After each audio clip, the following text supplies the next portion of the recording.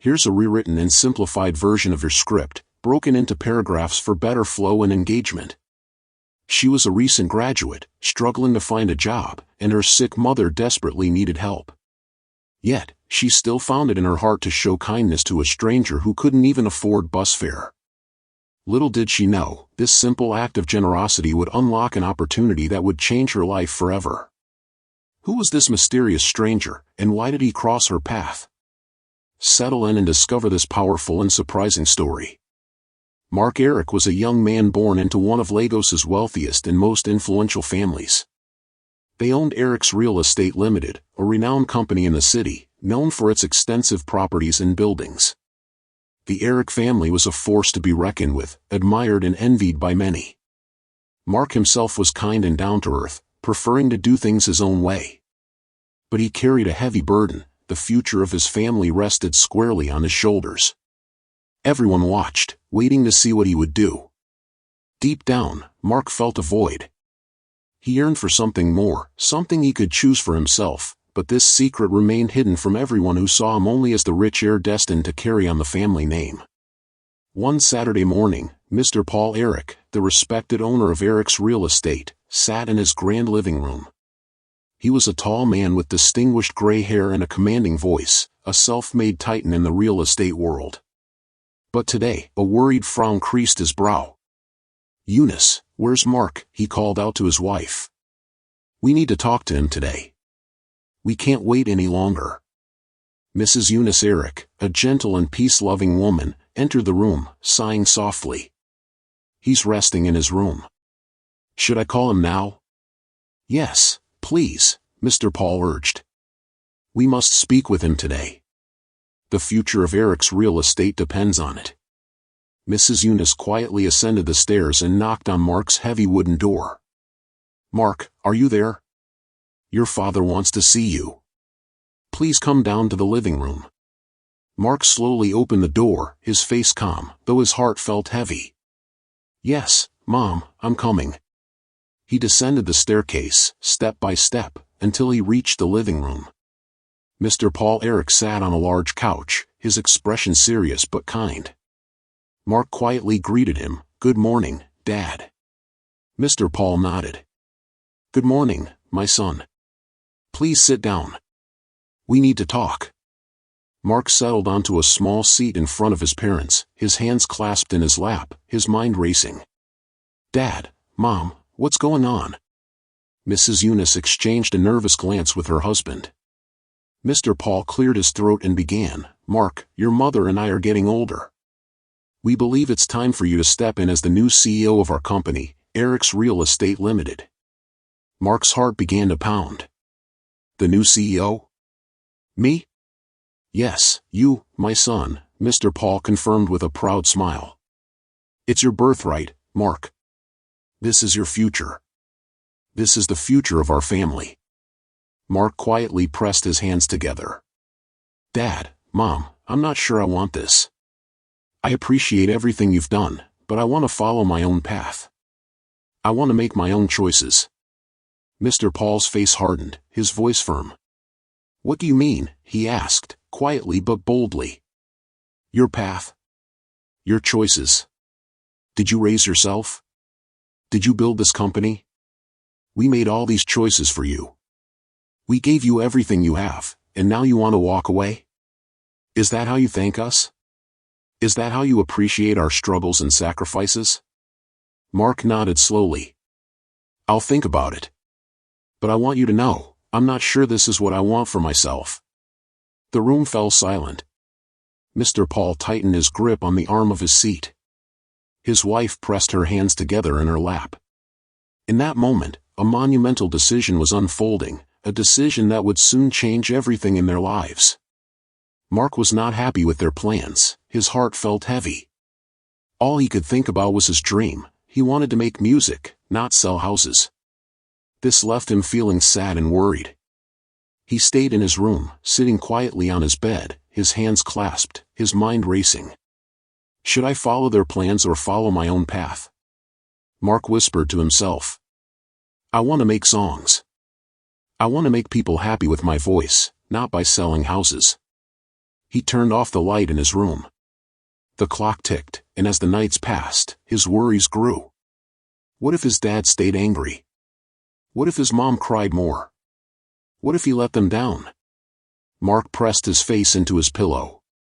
"I'm sorry, but I think I need to be true to myself," he said quietly. "I need to follow my heart." A few days later, Mr. Paul called Mark back into the living room, his voice heavy and firm. "Mark, we need to talk. This cannot wait any longer."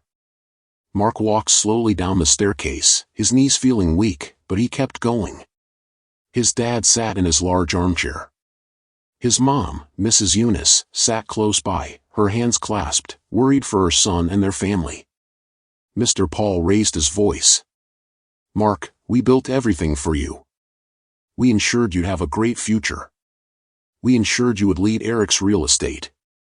Why are you turning your back on us? Why?" Mark clasped his hands together. "Dad, Mom, I'm sorry. I appreciate everything you've done, but I want something different. I want to follow my own path. I want to make music. I want to be happy in my own way." Mr. Paul's face turned red with shock. "Music? Are you crazy? Do you know what you're giving up? Do you know you're throwing away a multi-million-dollar company for some songs?" Mr. Paul's voice became aggressive. "Mark, listen to me. If you do this, I will freeze your bank account. I will cut you off. You won't be able to use a single car on this property. Do you hear me? You will lose everything. So think carefully. This is your last chance." Mrs. Eunice began to cry quietly. "Mark, please listen to your father." Mark stood up slowly, his knees shaking, but he was firm in his decision. "I'm not going to be your CEO. I'm going to follow my heart." Mr. Paul fell silent, his grip tightening on the arm of his seat. The room was heavy with silence. Mrs. Eunice cried quietly into her hands. Mark turned and walked toward the door without looking back. He left their grand mansion and stepped out into the bustling city. He decided to board a public bus, a large yellow bus that would take him far away from all the pressure. Across town, Margaret was struggling. She was a poor young woman who had just completed her degree in business administration, but she couldn't find a job. Margaret stood by her small window, gazing outside. The clouds were heavy, rain was about to fall. Inside her tiny room, food was scarce, and there was no money for bills. Her landlord was already asking about the rent. Her father had passed away 2 years earlier, and now her mother was sick, with no money for treatment. Margaret knelt beside her mother's bed. "Mama, please hold on. I'm trying. I'm looking for a way to pay for your treatment." Her mother slowly opened her eyes. "Don't cry, my child. I'm proud of you. I know you are a strong woman." Margaret clasped her hands together quietly. "Mama, I won't let you down. I'll do whatever I can. I'll find a way. I'll make sure you get the treatment you need." That night, as the rain fell outside, Margaret cried quietly in the corner of their small room, worried, afraid, and unsure of what the future held. The next morning, Margaret woke up very early. She clasped her hands together and whispered a small prayer. "Please let me find a job today. I need this. Mama is sick, and I want to help her." Margaret got up, took a bath, and put on her best dress. She held her small bag close and walked out into the busy city streets. All day long, she went from company to company, dropping off her resume, filling out forms, and pleading for a chance. As the clouds began to gather, Margaret felt worried. What if I don't find a job today? What if I can't pay for Mama's treatment? She kept walking, her feet heavy, her stomach empty. Just as she was turning onto a busy street, something caught her eye. She saw a notice board in front of a restaurant that read, "Cleaner wanted. Apply in person." Margaret clasped her hands together. "Thank you. I'll do whatever I can. I'm not afraid, I'm not ashamed. I just want to help Mama." She walked into the restaurant and spoke quietly to the manager. "Good afternoon, sir. I saw the notice outside. I'm looking for a job. I'm willing to clean. I will work hard. The manager nodded slowly. Start tomorrow. We pay at the end of the week. Margaret's face lit up with gratitude as she replied, Thank you, sir. Thank you so much, sir. I will not let you down. Margaret walked back home with a heavy but thankful heart. I may be a cleaner, but I'm not a beggar. I'm a strong woman, and I'll do whatever it takes to care for Mama, until I get a better opportunity. Meanwhile, in a bustling city lounge, Mark sat having a drink, his mind heavy. His parents had frozen his bank account and locked up all the cars. Mark couldn't use them anymore. So, he started going out alone to clear his mind and think about his future. Sometimes he would leave in the morning and return very late at night. His heart was full of worries. His parents didn't appreciate his love for music. They didn't want him to follow his passion. They wanted him to be a big boss, the new CEO of Eric's real estate. But Mark wanted something different. He wanted to follow his own path, his own passion, his own happiness. That evening, after a tiring day of thinking, Mark stepped out of the lounge. He walked down the busy road toward the bus stop. The clouds were turning dark, and the sunset was fading. Vehicles rushed to and fro, people walked fast, and the city was alive with noise. Mark kept his hands in his pockets, lost in thought about his future. His mind was so busy that he didn't even notice someone bump into him. The man quietly said, Sorry, brother, I'm so sorry. Mark nodded and kept walking, not realizing that the man had slipped his wallet from his pocket. His wallet was gone, but he didn't know yet. That very same evening, Margaret finished her shift. After a tiring day of work, she stepped out of the restaurant with her small handbag on her shoulder and walked down the busy road toward the bus stop. She was consumed by her own worries, her sick mother, the bills, their uncertain future. She didn't realize that something monumental was about to happen. The paths of two people were slowly crossing, and their stories were about to connect in a way no one saw coming. Mark arrived at the bus stop and reached into his back pocket to pay for his bus fare, but his wallet was gone. His eyes widened in shock, and his heart began to beat faster. He turned his other pockets inside out. Where's my wallet? Where's my wallet? He quietly asked himself. Mark thought, maybe I left it at the lounge. So he rushed back to the lounge. He approached the waiters. Did you see a wallet? Did someone find a wallet? The waiters shook their heads. No, we didn't see anything. Mark turned and walked back toward the bus stop, his worries growing. What will I do now? How will I pay for the bus? He quietly wondered. When he got back to the bus stop, another bus was already loading passengers. Mark went up to the driver. Please, I lost my wallet. I have no money, but I need to get home. Please, can I ride without pay? The driver shook his head. No pay first. My bus is not for charity. The driver turned away, ignoring Mark's plea.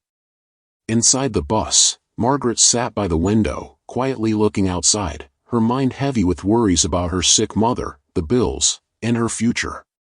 Then something caught her attention, a young man outside begging for a ride. She heard him say he had lost his wallet. Her heart filled with kindness. She didn't have much money, but something inside her told her, help him. Do something kind today. Margaret stood up and walked toward the bus driver. Wait, please. I'll pay for him, she said quietly. The driver turned and looked at her. Are you sure you want to pay for a stranger? He asked. Yes, I'm sure. Please let him in. Margaret opened her small purse and took out some money, just enough to pay for his fare. The driver nodded reluctantly. All right, he can come in. Mark's eyes widened in surprise.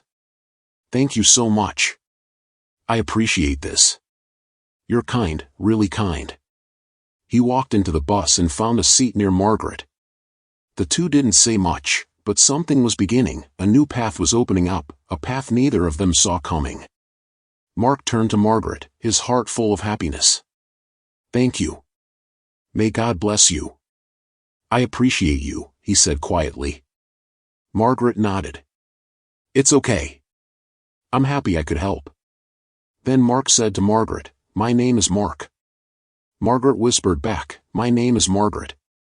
Mark paused for a moment, his heart beating faster. Can I have your phone number? He asked quietly. Margaret fell silent, holding her small bag close. She was worried about trusting someone, worried about what might happen. Then, after thinking for a moment, she slowly nodded. Yes, I'll give you my number. Mark carefully copied her phone number, his hands a little shaky, but he was smiling. He noticed something about Margaret, her restaurant uniform. It was a simple uniform, not rich or fancy. It made him think, she's kind, even when she's struggling, even when life is not easy for her. This kindness touched him deep in his heart. Mark kept looking forward as the bus kept moving, not yet realizing that this moment was the start of something new, something that would change both their lives. That night, when Mark got home, he lay down in his bed. He kept thinking about that kind woman, Margaret, the woman who paid for his bus ride even when she didn't have much. Mark quietly whispered to himself, Who is she? Why is she so kind, even when life is not kind to her? His mind was heavy with questions. He wanted to know more. Mark decided he was going to find out about Margaret. The next morning, he called his friend David, an investigation officer. David, I need your help. Please check up on someone for me. Her name is Margaret. I will send her phone number to you. I want to know who she is. I want to be sure that I can trust her. David paused for a moment. All right, Mark, I'll see what I can find. The phone fell silent, and Mark pressed it close to his ear, his heart beating faster. Please let there be something good about her. A few days later, David called back. Mark, I found something. Mark held his phone tighter. What did you find, David? Tell me, please. David quietly said, Margaret is a hard-working lady with a kind heart. She finished university with a degree in business administration, but it's been hard for her to find a good job. Now she's a restaurant cleaner. She's struggling, but still kind to everyone. Mark fell silent, his heart heavy with understanding and care for someone he barely knew. Thank you, David. I appreciate this. We'll meet later in the evening. Mark turned off his phone, closed his eyes, and whispered, Margaret, I'm going to do something. I'm going to make things right. And that was the moment everything started to change. One morning, Mark decided to visit the restaurant where Margaret worked. He wanted to see her again, to know her better, but without letting her know he was from a rich family. He wanted to start a genuine friendship with her, a friendship devoid of status. When Mark stepped into the small restaurant, the smell of food filled the air. Margaret was busy cleaning a table close to the window. She looked up when she heard the door open. She saw Mark and paused for a moment. She felt like she had seen that face before, but for that moment, she couldn't remember where. Mark walked in quietly and chose a seat in the corner. He didn't want to disturb her while she was on duty. He ordered some food and ate slowly, his eyes continuously drifting to her as she moved from table to table. Margaret kept working, but something in her heart kept telling her that the man sitting there looked familiar. She tried to remember, but the thought wouldn't come. Mark finished his meal, paid, and left the restaurant quietly, without saying anything to her. He wanted to wait for the right time to speak to her. Later that evening, Margaret finished her shift. She cleaned her hands, picked up her small handbag, and stepped out of the restaurant. The street was busy, and she started walking toward the bus stop. Suddenly, she heard someone call, Margaret. She turned around and saw the same young man standing under a streetlight, his face kind and smiling at her. Margaret stared at him for a few seconds, then said with a soft laugh, I remember now. You're the man from the bus last time, right? Mark nodded and smiled. Yes, I've come to pay your bus fare today, like you paid mine last time. They both laughed together. The evening air felt soft around them as they walked toward the bus stop side by side. They began to talk.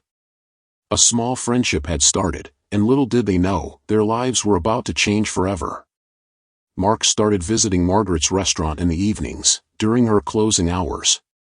Each time, he would quietly sit at a corner table, drinking a small cup of juice or tea, just to wait for her. Margaret noticed him and started smiling every time he came around. They began talking and laughing together after work.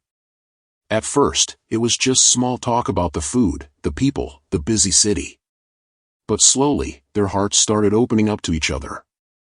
Sometimes, after closing, the two would walk side by side toward the bus stop, laughing and sharing stories about their lives. It felt as if something new was growing, something much bigger than just friendship. One evening, Mrs. Eunice, Mark's mother, sat alone in the living room, frowning and deep in thought. She worried about her son. Later that night, when Mark came home, late, tired, and quiet, Mrs. Eunice quietly knocked on his door. "Mark, may I come in?" she asked softly. Mark opened the door and let her in, closing it behind her. Mrs. Eunice sat on the edge of his bed and looked at him kindly. "My son, I am worried." Mark sat down next to her, his head bowed. "Mom, I'm okay, I promise." Mrs. Eunice took his hand. "Mark, I know your father and I froze your account and the cars. We did it because we love you. We only want what is best for you. We built this company with our blood and sweat so you can have a strong future." Mark looked into his mother's gentle eyes. "Mom, I know, but I feel lost. I have dreams too." Mrs. Eunice squeezed his hand. "I understand that, my son. I will talk to your father. I will ask him to unfreeze your account again and let you use the cars. We will give you time to think. You're our son, our very smart boy. I know you will make the right decision." Mark nodded, his heart lightening a little. "Thank you, Mom. Thank you." Mrs. Eunice stood and said, "Rest now, my son. Tomorrow is a new day." And in that quiet room, mother and son found a moment of peace. The next evening, Mark and Margaret walked together down the busy street. The air was warm, and the city was full of life. They decided to stop at a small wine bar to share a glass and talk. Mark held up his glass. "To us, to our friendship." Margaret smiled and clinked her glass against his. "To us." They started to chat and laugh, happy just being together. Mark then said, "Excuse me, I need to use the restroom." He stood up and walked toward the restroom, leaving his phone on the table. While he was gone, the phone screen suddenly turned on. A message popped up from a contact saved as Mom. The message read, "Son, I've spoken with your dad. He's decided to reactivate your account and let you use the cars starting tomorrow morning." Margaret saw the message, and her heart started to beat faster.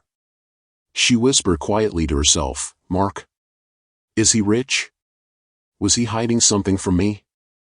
Margaret felt a little sad and a little angry. Is our friendship real, or is it a game? When Mark came back and sat down, he noticed that something was different. "Margaret, is everything all right? Did I do something?" he asked quietly. Margaret forced a small smile and said, "I'm fine. Everything's fine."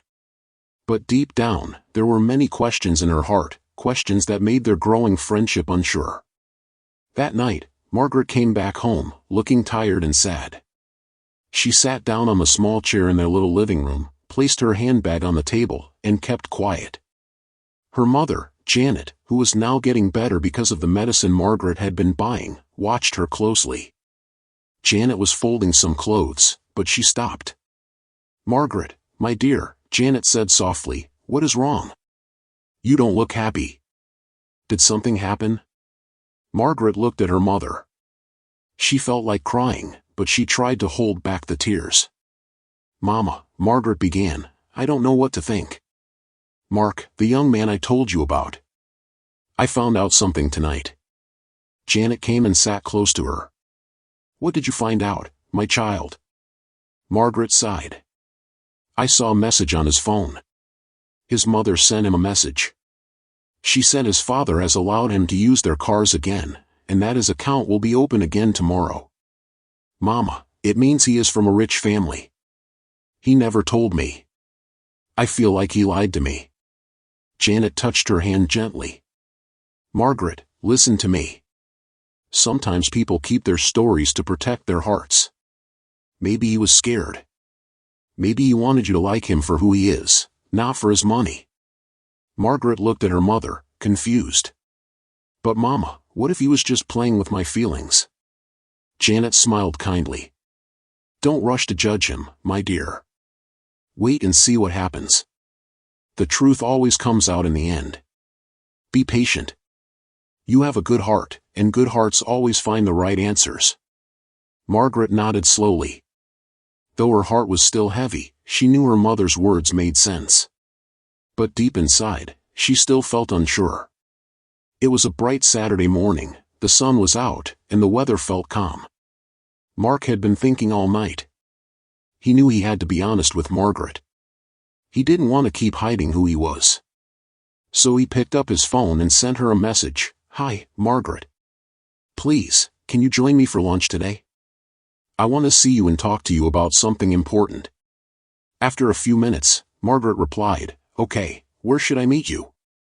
They agreed on a small, quiet restaurant not far from Margaret's area. By noon, Margaret arrived. She wore a simple dress and carried her usual small bag. When she walked in, Mark was already sitting by the window, waiting. Hi, Margaret said as she sat down. Hi, Mark smiled. Thanks for coming. They both ordered food. At first, they just talked about simple things, but after a while, Mark went quiet. He took a deep breath. Margaret, he said, there's something I need to tell you, something I should have told you before. Margaret looked at him, her heart beating a little faster. Okay, I'm listening. I'm not just any young man, Mark began. I'm the only son of Mr. Paul Eric, the real estate tycoon. Margaret froze. Her eyes opened wide. What? She asked slowly. Yes, Mark nodded, that's my father. I know you've heard of him. Everyone knows him. Margaret said quietly. Paul Eric is one of the richest men in the country. Wait, you're his son? But how? You've been taking public buses. You don't even dress like a rich person. Mark smiled a little, but his eyes were sad. I did all that because I wanted to live like a normal person. I wanted to be able to mix with everyone simply, without them looking at me differently. Margaret was silent. She didn't know what to say. Mark continued, My parents want me to take over my father's company. They've spent years building it. They think I should continue the family business. But my dream is different. I love music. I want to be a music producer. That's what makes me happy. Margaret looked at him closely. So that's why your parents froze your account and stopped you from using their cars? Yes, Mark replied. They were hoping it would change my mind, but I needed time to think. That's why I started going out, walking, taking public transport, trying to clear my head. And that's how I met you. Margaret placed her hand slowly on the table. You should have told me. Mark looked at her, surprised. Wait, how did you know my account was frozen? Margaret looked down for a moment, then said, That day at the wine bar, your phone was on the table. A message popped up. It was from your mom. I saw it by mistake. Mark paused. Oh, I didn't know. So that's why you looked upset that evening. Margaret nodded slowly. Yes, I was confused and a little hurt. I didn't know what to think. I'm sorry, Mark said softly. I was afraid. I didn't want to lose your friendship. You're one of the few people who treated me kindly when I had nothing to show. There was a long pause. Then Margaret said, I'm still trying to take all this in, but thank you for telling me the truth. They both sat quietly for a while, sipping their drinks. The air around them felt calm, but their hearts were still full. Then Margaret leaned forward and looked at Mark, her voice soft, but her eyes serious. Mark, she said, can I say something? Of course, Mark replied. It's about your passion for music and your family business, Margaret said. I know you love music so much. I've seen the way your face lights up when you talk about it. Mark smiled a little. Yes, it means everything to me. I understand, Margaret said, but I've been thinking, what if you didn't have to choose one and throw the other away? Mark looked at her, surprised. What do you mean? I mean, you can do both, Margaret said. Why not accept your father's offer and become the CEO of the company? You'll be helping to keep your family's name strong. That company is your father's hard work, you can't let it fail. Mark leaned back, listening carefully. Margaret continued, then, while running the company, you can also start a music record label. Hire people who know the business well, build a strong team. You don't have to do everything alone. You can find young, talented singers and help them grow. Your name will still be in the music world, not just as a singer, but as someone who made way for others. Mark's eyes slowly widened as he took in her words. You're saying I should try to do both? He asked. Margaret nodded. Yes. Don't bury your gift, but also don't throw away your father's legacy. Mark was silent for a moment, then he smiled. That's actually a smart idea, he said. Margaret smiled back. I know you can do it. You just need to believe in yourself. Mark looked at her for a long time. You are something else, Margaret, he said. I didn't just meet a friend, I met someone who sees the best in me. They both sat there smiling as something deeper began to grow between them, a bond built on truth, trust, and a shared dream. That evening, Mark walked into the house with a big smile on his face. His steps were light, he even hummed a song as he dropped his keys on the table by the door. His parents, Mr. Paul and Mrs. Eunice, were sitting in the living room, reading and chatting quietly. As soon as they saw him, they looked at each other in surprise. Mrs. Eunice whispered, "Look at him. He's smiling like someone who just won the lottery." Mr. Paul nodded slowly. Something must have happened. He hasn't looked this happy in weeks. Good evening, Dad. Good evening, Mom, Mark said loudly, almost too cheerful. They watched him walk past them with so much joy. He climbed the stairs quickly and went into his room. Mrs. Eunice blinked. Did you see that? I saw it, Mr. Paul replied. I am surprised. After a while, Mark came back downstairs, clean and fresh. He walked into the living room and sat with them. He cleared his throat. Dad, Mom, he said, looking at both of them with a calm face, I've decided. Decided what? Mr. Paul asked, leaning forward. Mark smiled. I want to accept the CEO position. I'm ready to lead the company. There was a long silence. Mr. Paul blinked fast. Son, what did you say? Mrs. Eunice looked worried. Mark, are you okay? She stood up, walked to him, and placed the back of her hand on his neck. Mom, Mark laughed, please stop being dramatic. I just needed to be sure. She said, you haven't said anything like this in months. I'm serious, Mark said, smiling again. I've thought about it. I've made my decision. Mr. Paul still looked surprised. What changed your mind? Mark looked down, then looked back up. A friend helped me see things clearly, he said. Mrs. Eunice raised her brow. A friend? Mr. Paul nodded. Please bring that friend.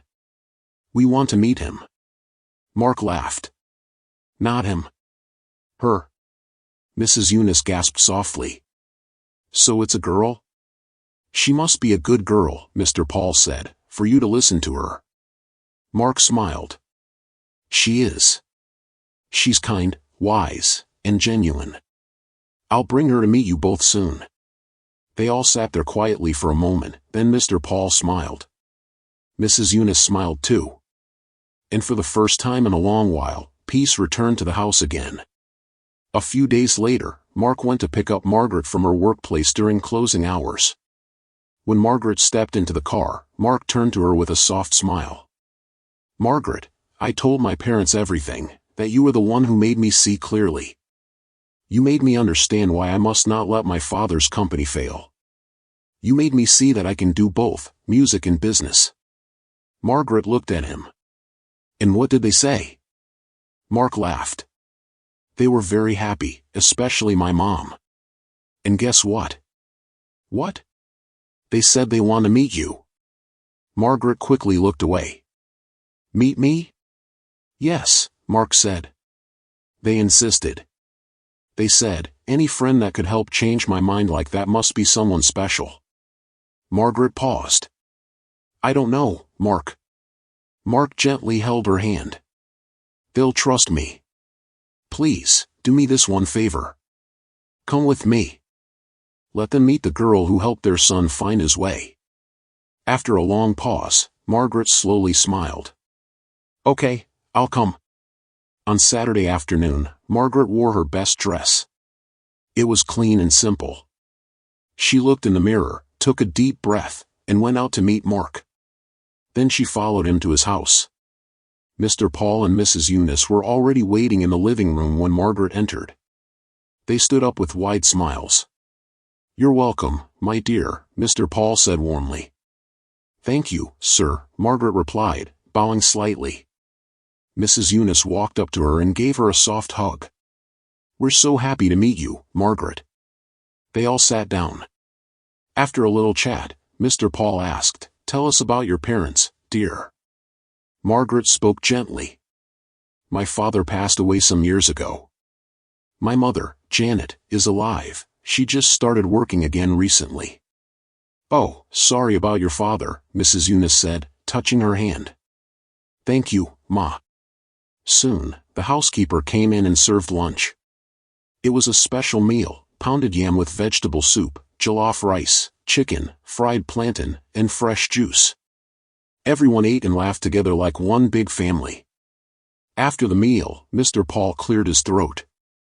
Margaret, he began, I learned that you graduated with very good grades in business administration. Margaret nodded. Yes, sir. Mr. Paul smiled. My wife and I have talked about this, and we have decided you will work in our company. Margaret's eyes opened wide. Sir? You will work with our son as the chief operating officer, Mr. Paul said. We believe you have the heart, the mind, and the wisdom for it. Margaret slowly got up, tears filling her eyes. She went on her knees. Thank you, sir. Thank you, Ma. I don't know what to say. Mrs. Eunice stood up and helped her back to her feet. My dear, it is well deserved. And Mr. Paul added, the job comes with a fully furnished house and an official car. Margaret placed her hand on her chest, crying softly. Thank you so much. God bless you, sir. God bless you, Ma. Mark smiled and stood beside her. Thank you, Dad. Thank you, Mom. As everyone settled down again, Mrs. Eunice leaned close to Mark's ear and whispered, This girl, she's a good girl. I would love to have her as my daughter-in-law. Mark smiled gently, but in his heart, it was a loud joy. The room was filled with peace, laughter, and the quiet sound of a beautiful future beginning. That evening, as Mark drove Margaret home, the car was quiet for a while, but it was a happy kind of quiet. Mark looked at her and smiled. I'd like to meet your mom before I go. Margaret turned to him quickly. You mean it? Yes, he said. I've heard so much about her. I think it's time I greet her properly. Margaret's face lit up with joy. She'll be so happy. When they arrived at her house, Mark parked just a little outside the old building. But before he could even open his door, Margaret flung her door open and jumped out. Mama! Mama! She shouted, her voice full of joy. From inside the house, Janet rushed out, confused. Margaret, what is it? Why are you shouting like that? Margaret ran straight into her arms. She was crying, but this time they were happy tears. Mama, God has done it. God has remembered us. Janet held her tightly, still trying to understand. My daughter, talk to me. What happened? Margaret pulled back, still smiling, still shaking. Mama, I will give you all the details later, but first, I want you to meet someone very special. Mark had stepped out of the car and was standing beside the vehicle, smiling gently.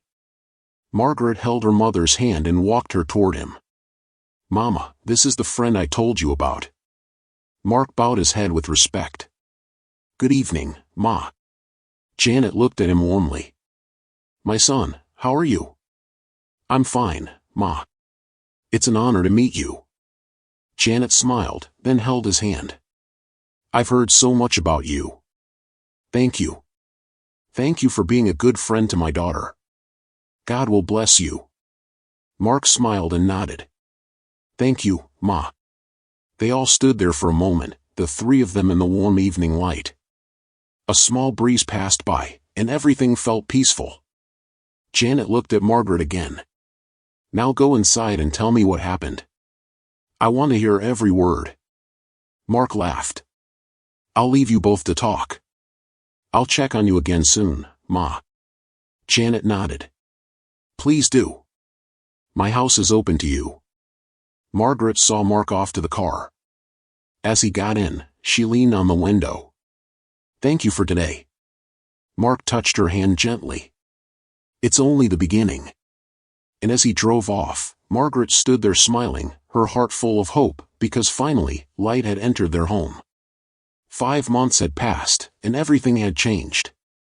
Mark was now the CEO of his father's company.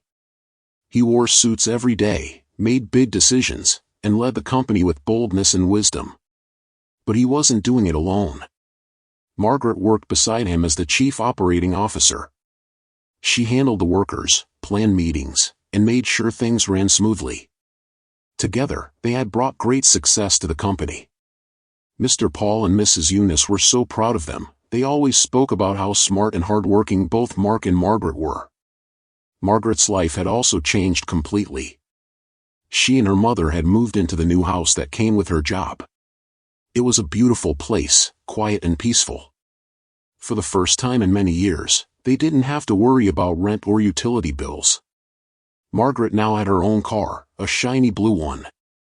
She drove it to work with a smile on her face every morning. Mark's family and Margaret's mother had also become very close. But then one Saturday afternoon, something strange happened. Mark closed early from work. As he packed his things, he said to Margaret, "I have to go. My mom just called. She says she needs me at home." Margaret looked up from her desk. "Is everything okay?" She didn't say much, Mark replied, but she sounded serious. Margaret nodded slowly. "All right, take care." Mark left, but not long after, Margaret's phone rang. It was Mrs. Eunice. "My dear," she said sweetly, "please stop by the house this evening when you leave the office. It's important." Margaret blinked. "Ma, is everything all right?" Yes, Mrs. Eunice replied. "Nothing bad, just something I want to talk to you about." Margaret smiled a little, but as soon as the call ended, her heart started to beat fast. Why did Mark's mom call me too, and what could be so important that both of us have to come on the same day? She thought. All through the evening, she couldn't concentrate. She kept looking at the time. Her hands were cold, and her mind was full of questions. When it was finally time, she dressed simply but neatly. She got into her car and drove to Mark's family house. She stood at the door for a moment, took a deep breath, and rang the doorbell. From inside, she heard a voice say, "Come in." She opened the door and stepped in. Her legs froze, her mouth opened slightly. There, standing in the living room, was her mother, Janet. Mr. Paul was there too, with a big smile on his face. Mrs. Eunice stood beside him, looking so proud and happy. 2 of Mark's close friends were also present, holding phones and recording. And then, right in the middle of the room, Mark was down on one knee, holding a ring. He looked into her eyes and said softly, "Margaret, you changed my life. You believed in me when I didn't believe in myself. Will you marry me?" The room was quiet for a moment, then everyone shouted, "Say yes! Say yes! Say yes!" Tears rushed to Margaret's eyes. She put her hand over her mouth. She was shaking. She tried to speak, but no words came, only tears. Then she nodded slowly at first, then faster. Yes. Yes, Mark, I will. Everyone clapped and cheered. Mark took the ring and placed it gently on her finger. Margaret fell into his arms, and they hugged each other tightly. Janet cried happy tears. Mrs. Eunice smiled and wiped her eyes. Mr. Paul laughed and gave a loud clap. Mark's friends were laughing and recording. It was a day no one would ever forget.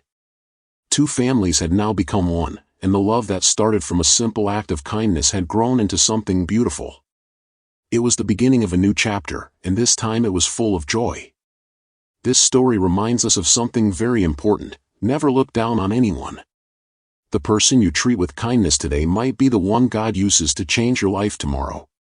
And sometimes, the blessings we are praying for come to us through people we least expect. Always be humble, always be kind.